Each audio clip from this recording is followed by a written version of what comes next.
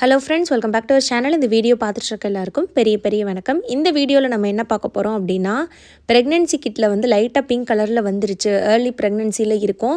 டாக்டரை போய் பார்த்தவங்க இல்லை பார்க்காதவங்க, இல்லைனா டாக்டரை போய் நான் பார்த்துட்டு வந்துட்டேன், ப்ரெக்னென்சி வந்து ரொம்ப ஏர்லியாக இருக்குன்னு சொல்லியிருக்காங்க அப்படின்னு சொல்கிறாங்கல்ல, இவங்க எல்லாருக்குமே அடுத்து 1 மாதத்துக்கு எந்த மாதிரி இருக்கணும், ஏர்லி ப்ரெக்னென்சியில் எப்படி நீங்கள் உங்களை டேக் கேர் பண்ணிக்கணும், என்ன விஷயங்கள் பண்ணலாம் பண்ணக்கூடாது, சாப்பிடக்கூடாது அப்படின்றதெல்லாம் டக்குன்னு இந்த வீடியோவில் நம்ம பார்க்க போகிறோம். ஸோ இது வந்து பார்த்திங்கன்னா ஒரு 3 மந்த்ஸ் வரைக்குமே நீங்கள் ஃபாலோ பண்ணுறது நல்லது, 3 மந்த் வரைக்கும்.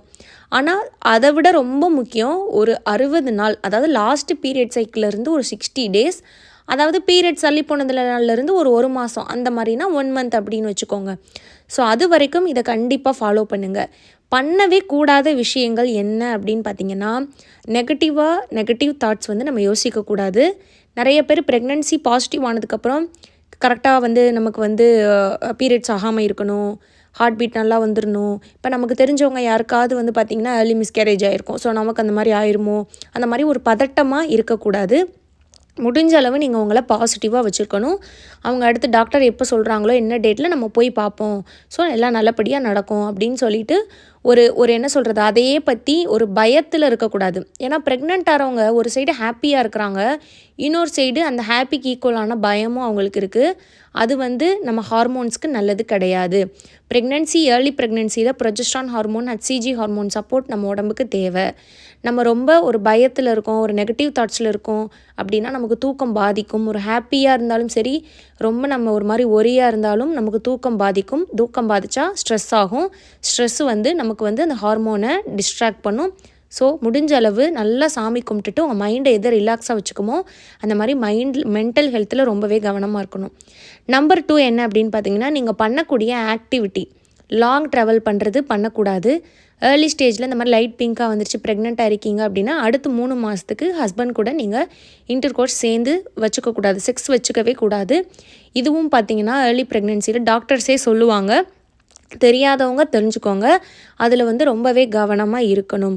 அதே மாதிரி நான் சொன்ன மாதிரி ரொம்ப லாங் ட்ராவல்லாம் வந்து பண்ணக்கூடாது. வீட்டில் செய்யக்கூடிய குக்கிங் ஒர்க்கு, சின்ன க்ளீனிங் ஒர்க் எல்லாமே பண்ணலாம். இப்போ வீடு கூட்டுறது, நம்ம வந்து பாத்திரம் விளக்குறது, சமைக்கிறது, இந்த மாதிரி வீட்டில் செய்யக்கூடிய ஹவுஸ் ஹோல்ட் ஒர்க் எல்லாமே பண்ணலாம். ஆனால் இந்த கையில் துணி துவைக்கிறது, அதே மாதிரி பெரிய கிரைண்டர்கள் இருக்குன்னா அதில் மாவாட்டுறது, வீடை உட்காந்து கையில் துடைக்கிறது, அதுக்கப்புறம் மோப் போடுறது, இந்த மாதிரி விஷயங்கள் வந்து பண்ணக்கூடாது. இப்போ குனிஞ்சு ஒன்று எடுக்கணும் அப்படின்னா அதெல்லாம் குனிஞ்சு நிமிர்ந்து எடுக்கிறதெல்லாம் பண்ணலாம். பட் ஹெவியாக ஒரு மாதிரி முக்கிற மாதிரி நம்ம வேலை சொல்லுவோம்ல, ரொம்ப ஹெவியாக பண்ணுற வேலை, ரொம்ப நேரம் மாடியில் ஏறி மூச்சு வாங்க ஏறி இறங்குறது, ரொம்ப தூரம் நடக்கிறது, இந்த மாதிரி வேலைகள்லாம் பண்ணாமல் லைட்டாக வாக்கிங், சின்ன வீட்டில் செய்யக்கூடிய ஒர்க்கு எல்லாமே நீங்கள் வந்து பண்ணிக்கலாம். அது வந்து ரெஸ்ட்டில் இருக்கணும், பெட் ரெஸ்ட்டில் இருக்கணும் அப்படின்றது அவசியம் கிடையாது. ஹெவி ஒர்க் மட்டும் பண்ணக்கூடாது. இப்போ யோகா ஆல்ரெடி பண்ணுறீங்க, எக்ஸசைஸ் பண்ணுறீங்கன்னா அதெல்லாம் கொஞ்ச நாளைக்கு நீங்கள் ஏர்லி ப்ரெக்னென்சியில் ஸ்டாப் பண்ணிக்கலாம். இப்போ யோகா பண்ணுறதுனால பீரியட்ஸ் ஆகிடும் கிடையாது, ஆனால் ஏர்லி ப்ரெக்னென்சியில் தேவையில்லை. முடிஞ்சளவு நம்ம எதுவுமே பெரிய ஒர்க் எதுவும் ஃபிசிக்கலாக நம்ம எதுவும் பண்ணாமல் ஒரு கைண்ட் ஆஃப் ரெஸ்ட்டில் இருக்கிற மாதிரி நீங்கள் ஆஃப்டர் ஓவலேஷன் எப்படி இருந்திருப்பீங்களோ அதே மாதிரியே இருக்கலாம். இது நம்பர் 2. அதுக்கப்புறம் நம்பர் 3 என்ன அப்படின்னு பார்த்தீங்கன்னா, நீங்கள் சாப்பிடக்கூடிய உணவுகளில் நீங்கள் தெரியாமல் சில தவறுகள் பண்ணிடக்கூடாது.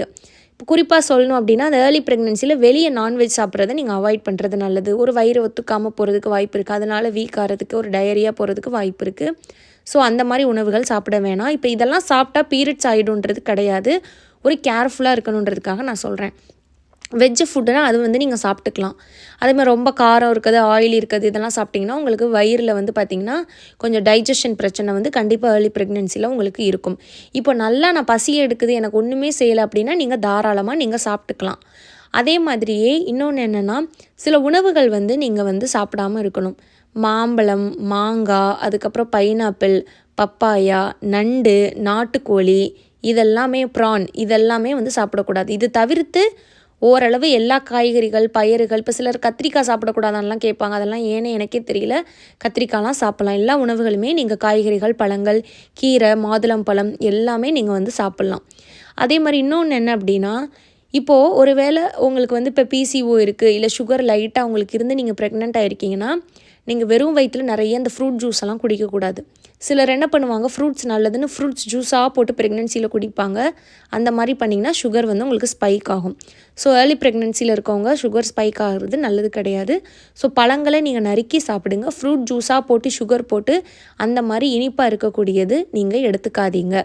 அதே மாதிரி இந்த சக்கரை பொங்கல், லட்டு, இந்த மாதிரி ஏதாவது ஸ்வீட் சாப்பிட்றதுக்கான உங்களுக்கு தேவைகள் வருது அப்படின்னா கொஞ்சமாக ஒரு ஹாஃப் லட்டு அந்த மாதிரி கொஞ்சமாக சாப்பிடுங்க. நிறைய இனிப்பு உணவுகள், ஜூஸு, இனிப்பு சேர்த்தது, பேக்கரி ஐட்டம், கேக்கு, ஐஸ்கிரீம் இந்த மாதிரி இனிப்பு உணவுகள் நீங்கள் சாப்பிடக்கூடாது. ஸோ இது மட்டும்தான் பண்ணணும். மற்றபடி நல்ல சத்தான உங்களுக்கு என்னெல்லாம் பிடிக்குதோ, சிலருக்கு வந்து பார்த்திங்கன்னா சாப்பிட முடியாது. ஏர்லி ஸ்டேஜில் உங்களுக்கு வந்து ஒரு மாதிரி வாமிட் வர மாதிரி இருக்கும், சாப்பிட பசிக்க எடுக்காது. அதனால நீங்கள் பயப்பட தேவையில்லை. இந்த மாதிரி ஸ்டேஜில் வரக்கூடிய நீங்கள் சரியாக சாப்பிட்றாலும் சரி சாப்பிடாட்டும் சரி கரு வளர்ச்சி உங்களுக்கு நல்லா தான் இருக்கும். போக போக தான் பேபியோட வெயிட் வந்து கம்மியாகும்னு சொல்லுவாங்க. ஏன்னா இதை நான் டாக்டர்கிட்டே கேட்டேன். எனக்கு ஃபஸ்ட்டு ப்ரெக்னென்சியில் ஃபுல் அண்ட் ஃபுல் எனக்கு வாமிட்டிங் இருந்துச்சு. கிட்டத்தட்ட 4-5 மாதம் வரைக்கும் நான் ரொம்ப பாடி வெயிட்டே நான் கம்மியாகி நானே ரொம்ப ஏதோ உடம்பு சரியில்லாத மாதிரி இருந்தேன். அப்போ நான் டாக்டர்கிட்ட கேட்டேன், இப்போ நானே சாப்பிட மாட்டேன், நானே வீக்காக இருக்கேன், பேபி ஸ்ட்ராங்காக இருக்குமா அப்படின்னா, இந்த ஏர்லி ப்ரெக்னென்சியில் வரக்கூடிய வாமிட்டிங் அந்த கருவோட வளர்ச்சியை வந்து பாதிக்காது, அதெல்லாம் நல்லா தான் வளரும் அப்படின்னு சொன்னாங்க. ஸோ நீங்கள் வந்து அந்த டைமில் உங்களுக்கு என்ன அதுக்குன்னு நீங்கள் வந்து ஒழுங்காக சாப்பிடாமே இருக்கக்கூடாது. உங்களுக்கு என்ன முடியுதோ ஏதோ ஒரு உணவு, ஒரு இட்லி சாம்பார், ஒரு வாழைப்பழம், ஒரு பால், டேட்ஸு, நட்ஸு என்ன பிடிக்குதோ, சாம்பார் சாதம், பருப்பு சாதம், புளிக்குழம்பு பிடிக்குதுன்னா புளிக்குழம்பு வச்சு ஒரு பொரியல், கீரை, என்ன முடியுதோ உங்களுக்கு நீங்கள் சாப்பிட்டுங்க. ரொம்ப உங்களுக்கு ஒரு வாமிட்டிங் இதாக இருக்குது அப்படின்னா அது பேபி க்ரோத் அஃபெக்ட் பண்ணுமோ அப்படின்லாம் நீங்கள் பயப்படாதீங்க. அதெல்லாம் அஃபெக்ட் பண்ணாது. ஸோ இந்த விஷயங்கள் தான் ஏர்லி ப்ரெக்னென்சியில் நீங்கள் ஃபாலோ பண்ண வேண்டியது. கரெக்டாக வந்து பார்த்திங்கன்னா அதே மாதிரி டேப்லெட்ஸுமே எடுத்துக்கணும். டாக்டர் வந்து ஃபோலிக்கு, கால்சியம், விட்டமின் இந்த மாதிரி சில குறிப்பிட்ட அயன் மாத்திரை இதெல்லாம் கொடுப்பாங்க. யாருக்கு என்னென்ன மாத்திரை கொடுத்துருக்காங்களோ அந்த மாத்திரையை அந்த கரெக்டான டைமில் வந்து நீங்கள் எடுத்துக்கணும். ஒரு நேரம் மிஸ் ஆனாலும் பரவாயில்ல, நெக்ஸ்ட் டேலேருந்து கரெக்டாக எடுத்துக்கோங்க.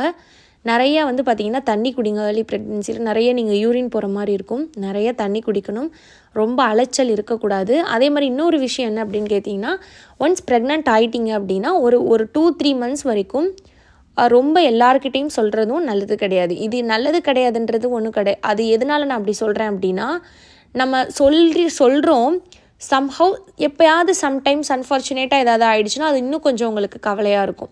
ஸோ எதுக்கு 3 மந்த்ஸ் வரைக்கும் நீங்கள் வந்து கேர்ஃபுல்லாக இருங்க. 3 மந்த்ஸ் வரைக்கும் அம்மா அப்பா கிட்ட, கூட பிறந்தவங்க கிட்ட, ரொம்ப க்ளோஸ் ஃப்ரெண்ட்ஸ், அவ்வளோதான்.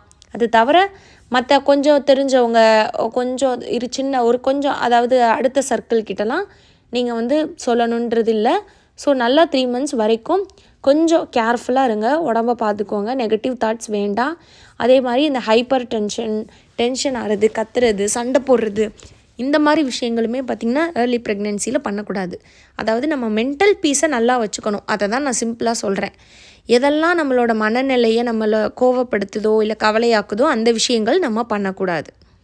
ஸோ ஏதாவது நம்மளை ஒருத்தவங்க டென்ஷன் படுத்துகிற மாதிரி பண்ணுறாங்கனாலும் நீங்கள் அதை பொறுத்துட்டு போகிறது தான் பெட்டர். நம்மளால் யாரையும் மாற்ற முடியாது. ஸோ நம்ம டென்ஷன் ஆகி உடம்பை கெடுத்துக்கக்கூடாது. ரிலாக்ஸாக இருங்க முடிஞ்ச அளவு. ஸோ இதை நீங்கள் ஃபாலோ பண்ணிங்கனாலே போதும். இது வந்து ஓவலேஷன் முடிஞ்சதுலேருந்தும் பண்ணலாம், ஏர்லி ப்ரெக்னென்சிலையும் இது தான் ஃபாலோ பண்ணணும். இதுக்காக தான் இந்த வீடியோ. உங்களுக்கு வேறு ஏதாவது டவுட் இருக்குன்னா கண்டிப்பாக கமெண்ட்டில் கேளுங்க. என்னோடய பேர் ஸ்ரீஜா. இந்த வீடியோ பார்த்த எல்லாருக்கும் ரொம்ப நன்றி.